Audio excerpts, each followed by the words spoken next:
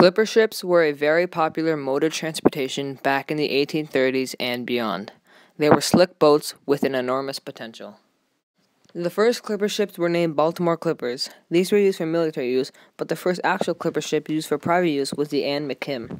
It first sailed in 1833, starting its voyage in New York to Angier, and it finished its journey in 79 days, which was a record at the time. Clipper ships were an idea for many seamen. They thought of clipping through waves or cutting through waves instead of plowing through them, which would lengthen the travel time.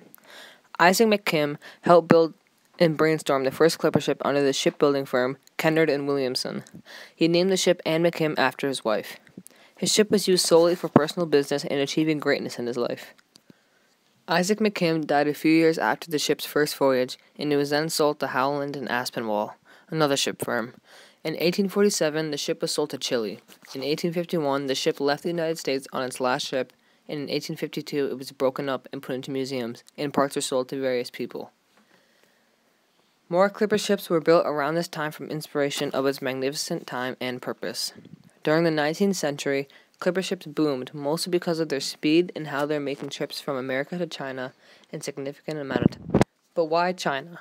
China was the main producer of tea for the Americans and other countries, but the distance from America to China and back was way too long, and by the time the tea came and was sold, it was quite flavorless. Clipper ships were able to make the journey fast enough that the taste would remain, therefore solving a massive problem for the people of the United States. But there was another problem: steamboats. Steamboats were very popular for their control and speed, but were still no match for clipper ships in competition. Steamers were improving, but they could not stand up with the clippers in honest competition. A quote from Clipper Ship Crew. Steamboats did eventually partake in the downfall of the clipper ships because they were able to travel within the United States canals and rivers. Steamboats made it difficult for many clipper ship manufacturers and sailors. An editor from Harper's Magazine predicted what would happen if such continued. If our steammen do not look to their oars, there will be a return to the old and wholesome service of wind and sail.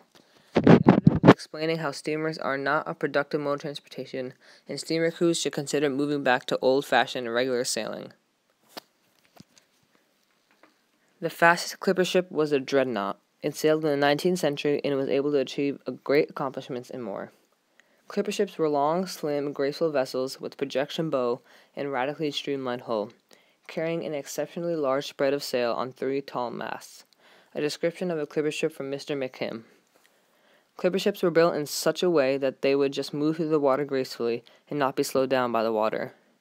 The design was so great that it decreased sailing time significantly and overall changed sea travel forever. A clipper ship called the Flying Cloud sailed from New York to San Francisco in only 89 days. Although today that is not an impressive fact, back then it was changing the way people traveled around the world and traded goods.